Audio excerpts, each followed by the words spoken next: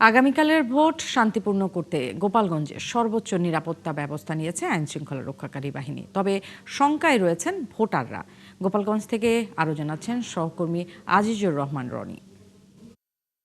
গোপালগঞ্জের ঠিক এই মুহূর্তের পরিস্থিতি, ভোটের আর মাত্র একদিন বাকি আছে, আজকের দিন বাকি আছে আগামীকাল ত্রয়োদশ জাতীয় সংসদ নির্বাচন। এবং এই নির্বাচনকে ঘিরে গোপালগঞ্জের বর্তমান ঠিক এই মুহূর্তের পরিস্থিতি আসলে স্বাভাবিক। তবে গতকাল জানেন যে জেলা প্রশাসক, গোপালগঞ্জের জেলা প্রশাসকের বাসভবনে একটি ককটেল বিস্ফোরণের ঘটনা ঘটেছে।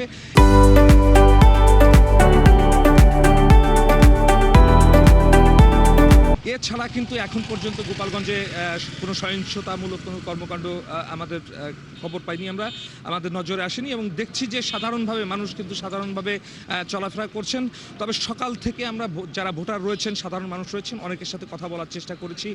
তারা কিন্তু আসলে আগামীকাল যে ভোট কেন্দ্রে যাবেন কি যাবেন না, এ বিষয় নিয়ে আসলে গোপালগঞ্জের মানুষ যাবেন কি যাবেন না অনেকের সঙ্গে কথা বলার চেষ্টা করেছি। তারা কিন্তু এ বিষয়ে আসলে মুখ খুলতে চায়নি। তবে কিছু কিছু মানুষ জানিয়েছেন যে ভোটারদের মধ্যে কিন্তু এক ধরনের একটি আতঙ্ক সৃষ্টি হয়েছে। অনেকে কিন্তু আসলে ভোট কেন্দ্রে যেতে চান না। তবে যারা নিজ নিজ দলীয় ভোটার রয়েছেন এবং সাধারণ কিছু মানুষ, ভোটারদের একটা অংশ, তারা কিন্তু আসলে ভোট কেন্দ্রে যাবেন, এমনটিও কিন্তু আমাদেরকে জানিয়েছেন।